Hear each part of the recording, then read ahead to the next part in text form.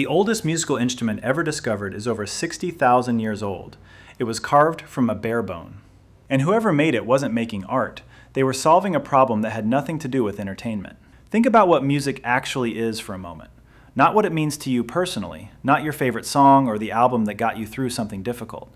Just the raw biological fact of it. Sound arranged deliberately, rhythm created intentionally, melody designed to affect the emotional state of another living being. When you frame it that way, music stops sounding like entertainment.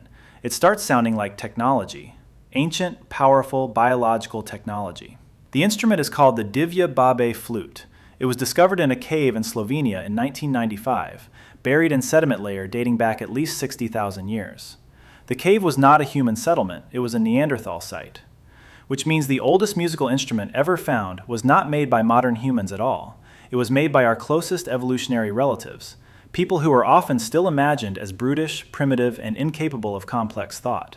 People who apparently sat in a cave in ancient Europe and deliberately carved holes into a bear femur to produce specific musical notes.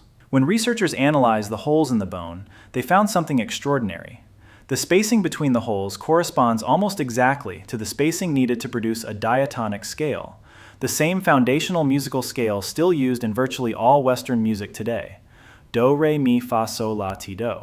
60,000 years old, carved into a bear bone by a Neanderthal. But this raises an immediate question. Why?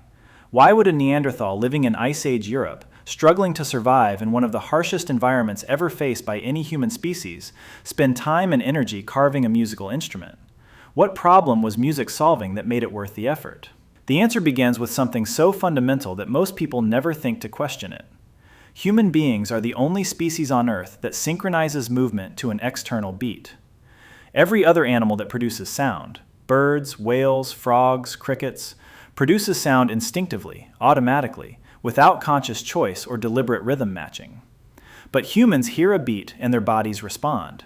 Feet tap, heads nod, hands clap, hips move. This is not learned behavior. Infants do it spontaneously before they can walk or talk.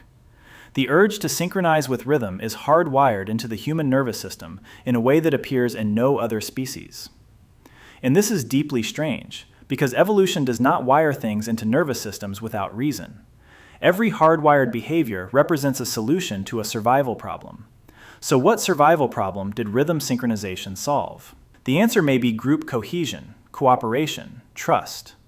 Survival in prehistoric environments depended almost entirely on the ability of small groups of humans to function as coordinated units. Hunting large prey required coordination. Defending against predators required coordination. Moving across dangerous landscapes required coordination. And coordination requires trust. The deep, automatic, biological kind of trust that comes not from logic, but from shared experience. When humans move together in rhythm, when bodies synchronize to the same beat, something happens in the brain. Oxytocin releases. The same bonding hormone that connects parents to children and partners to each other floods the system. Stress hormones drop. Pain tolerance increases. The sense of individual identity temporarily dissolves into group identity. In short, music makes strangers feel like family. Researchers studying modern hunter-gatherer societies have found that communal music making, group singing, drumming, dancing, produces measurable increases in social bonding, cooperation, and group cohesion. Groups that make music together show stronger trust, greater willingness to share resources, and higher levels of coordinated behavior during difficult tasks. This makes evolutionary sense. A group that could rapidly create deep social bonds through music would survive better than a group that couldn't. Music was not entertainment. Music was social glue.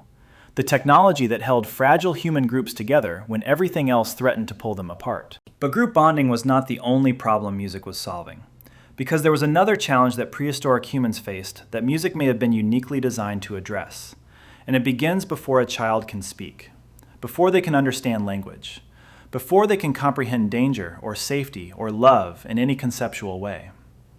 It begins in the relationship between a mother and a newborn. Human infants are born more helpless than any other primate. They cannot regulate their own emotional states. They cannot soothe themselves. They cannot communicate their needs with words. They have only one tool, crying. And crying in a prehistoric environment surrounded by predators was dangerous. A crying infant in the dark savannah was an acoustic signal to every predator within earshot. A crying infant in a cave during a dangerous winter could draw unwanted attention. A crying infant during a hunt could ruin everything. Mothers needed a way to soothe infants silently, or at least more quietly than the alternative. And so they sang. Infant-directed singing, what we now call lullabies, appears in every human culture ever studied. Without exception, every culture, every language, every geographic region, every historical period. The specific melodies differ, the words differ, but the acoustic structure is remarkably consistent across all of them. Slower tempo, higher pitch, smoother melodic contour, repetitive patterns.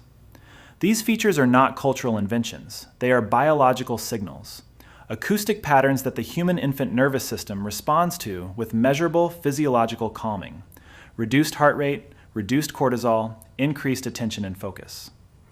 A lullaby is not a song. A lullaby is a neurological intervention, an ancient technology for regulating the emotional state of a being who cannot yet regulate themselves. And this relationship between music and emotional regulation did not stay limited to mother-infant communication.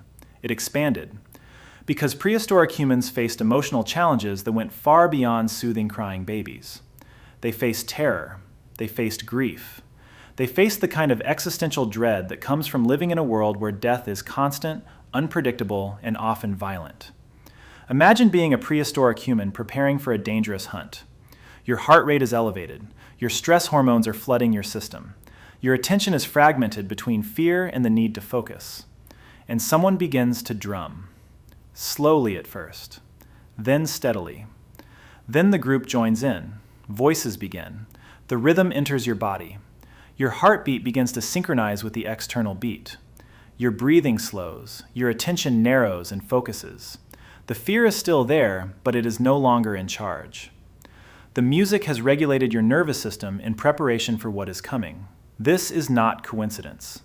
This is ancient biotechnology at work. Rhythm entrainment, the synchronization of physiological processes to external rhythmic patterns, is measurable, reproducible, and profoundly powerful.